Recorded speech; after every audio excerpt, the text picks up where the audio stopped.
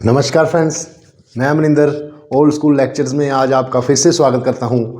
और बच्चों, अब हम अपने सॉल्यूशन एनसीईआरटी सॉल्यूशंस की सफ़र में हम एग्जाम्पलर की एप्लीकेशन ऑफ ट्रिग्नोमेट्री के क्वेश्चंस करेंगे।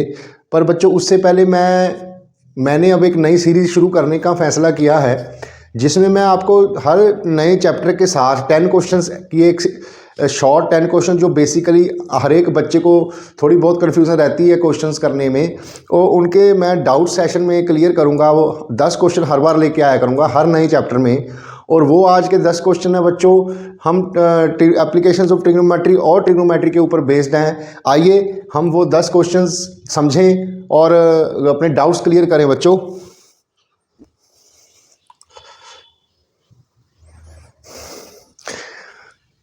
मैंने अक्सर देखा है बच्चों कि स्टूडेंट्स सारा लगभग चैप्टर कंप्लीट कर लेते हैं, फिर +1 में भी पढ़ेंगे, +2 में भी पढ़ेंगे, उनके मार्क्स भी अच्छे आ जाते हैं। मगर वो बेसिक से क्वेश्चन उनके दिमाग में हमेशा गूंजता रहता है कि what do you mean by sine theta, cos theta, tan theta. Trigonometry में साइन थीटा, कॉस थीटा और टैन थीटा का क्या मतलब है। सिंपल क्या है बच्चों, एक राइट एंगल है। अगर हम बात करें साइन थीटा की, ये इसका परपेंडिकुलर है, ये इसकी बेस है, ये इसका हाइपोटेन्यूज है। तो साइन थीटा का मतलब क्या है basically, what do you mean by sine theta. Sine theta का मतलब है बच्चों साइन ऑफ एंगल। कौन सा एंगल? जो इस ट्रायंगल में हम कंसीडर कर रहे हैं। और इस एंगल पर ये रिलेशनशिप का नाम है बच्चों परपेंडिकुलर और हाइपोटेन्यूज की रेशो। जब भी एक पर्टिकुलर एंगल पे परपेंडिकुलर और हाइपोटेन्यूज कुछ रेशो होगी, हमेशा फिक्स होगी, ये होता है साइन थीटा।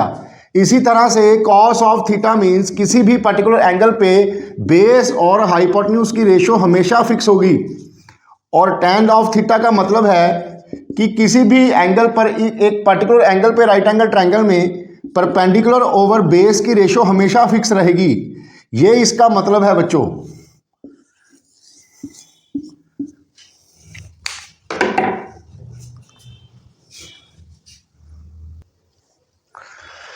सेकंड क्वेश्चन है हमारा, should we have to learn R6 trigonometric ratios.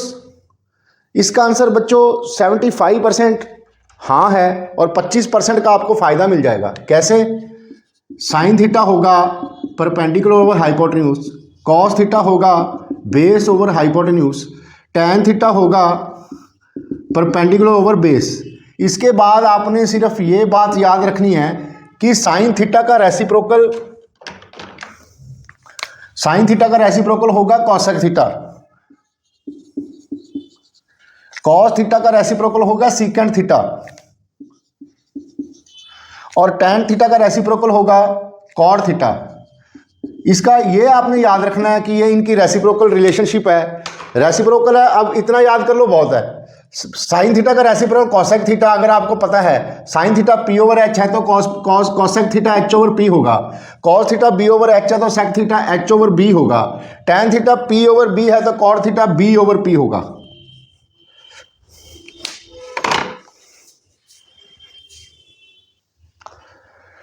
Third question है हमारा बच्चों, how we will fix base perpendicular and hypotenuse. एक राइट ट्रायंगल में बच्चों हमेशा ज़्यादातर बच्चे हमेशा यही कंफ्यूजन में रहते हैं कि इसमें हम बेस परपेंडिकुलर और हाइपोटेन्यूज किसे लेंगे। बच्चों, एक तो मैंने आपको बात बताई थी कि हाइपोटेन्यूज के सामने वाली साइड तो हमेशा से ही राइट एंगल के सामने वाली साइड हमेशा हाइपोटेन्यूज होगी। उसके बाद ट्रायंगल के क्योंकि 3 एंगल होते हैं, एक ये एंगल थीटा ले लिया, ये 90 दे लिया, ये वाला एंगल को आप कोई और नाम दे दो फाई। अब अगर हम ये एंगल को कंसीडर कर रहे हैं बच्चों, तो इसके सामने वाली साइड हमेशा ही आपका परपेंडिकुलर होगा और जो रिमेनिंग साइड रह जाएगी वो आपकी बेस होगी।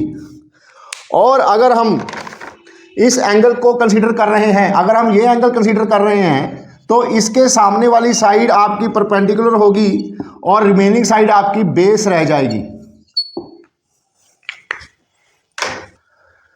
फिफ्थ क्वेश्चन है बच्चों, can trigonometric questions be solved without trigonometry. इसका आंसर है yes, we can solve trigonometric questions without trigonometry also.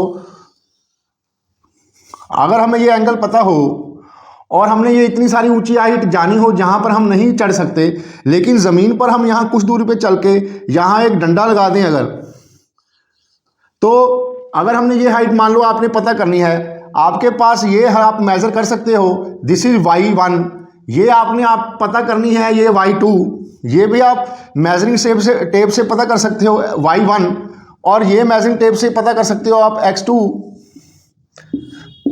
तो by using similar concept, triangle similarity के कॉन्सेप्ट से हम ABCDE y1 over y2 is equal to x1 over x2,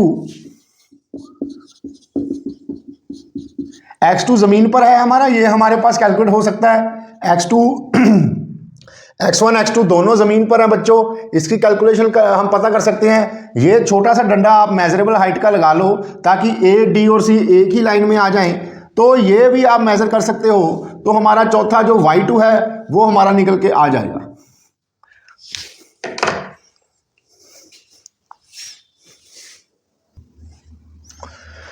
trigonometric tab, 6th question है बच्चों, trigonometric table learn करने का सबसे fastest और इजीएस्ट वे हमारे पास क्या है बच्चों? यहां लिखो साइन थीटा, यहां लिखो कॉस थीटा, यहां लिखो आप टैन थीटा।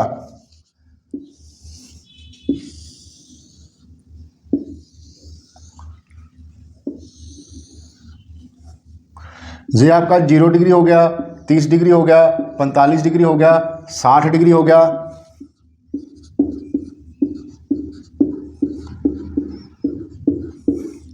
अब यहां पे करो आप 0 1 2 3 4। अब इस सभी को आप 4 से डिवाइड कर दो और फिर इसका अंडर रूट ले लो।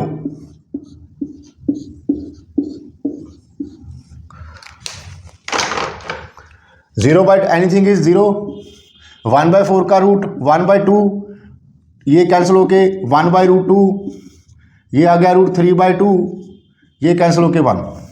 अब कॉस थीटा में यहाँ से उल्टा लिखना शुरू कर दो, ये 1 यहाँ आ गया, ये √3/2 यहाँ आ गया, ये 1/√2 यहाँ आ गया, ये 1/2 यहाँ आ गया, ये 0। अब tan 0 0 होगा, इसको इससे डिवाइड करो, ये आंसर आ जाएगा। This divide by sine theta over cos theta tan theta होता है, this divide by this is 1/√3, this divide by this is 1, this divide by this is √3, और 1/0 1 divide by anything is not defined.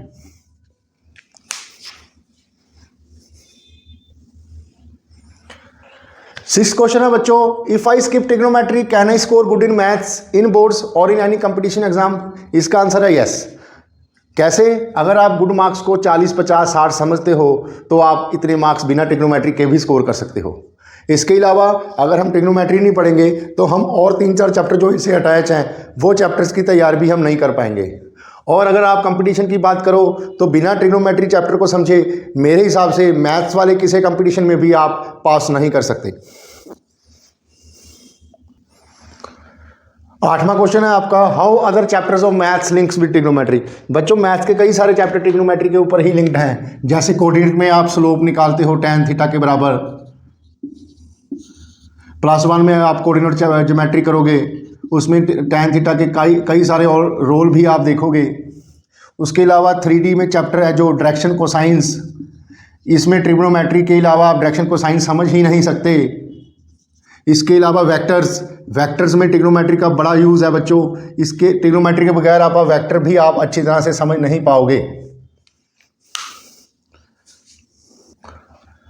9th question है, अगर हमारी life कैसे सफ़र करती if trigonometry was not known? अगर trigonometry ना होती तो हमारी लाइफ पे क्या असर पड़ता? सबसे पहला असर तो बच्चों आप पर ही पड़ता, आपकी पढ़ाई का बोझ ज़रा सा कम हो जाता। एक चैप्टर आपका, एक टॉपिक आपका जो 9वीं में 10वीं में 11वीं में 12वीं में आपको तंग करेगा लगातार, तो वो ना होता। सेकेंडली 200-300 मीटर ऊंची कोई बिल्डिंग हो उसके ऊपर चढ़ना मुश्किल होता है बच्चों, लेकिन हम ज़मीन पर खड़े होकर उसका एंगल माप कर और उससे बेस से दूरी के माप कर हम उस बिल्डिंग की ऊंचाई का पता कर सकते हैं। इसी तरह प्लैनेटरी मोशंस, चंद्रमा, सूरज और तारे और प्लैनेट्स, हम ज़मीन पर बैठे बैठे अपने घर में बैठे बैठे अपनी छत पर टेलीस्कोप लगाकर उन प्लैनेट्स का डिस्टेंस धरती से आसानी से बता सकते हैं।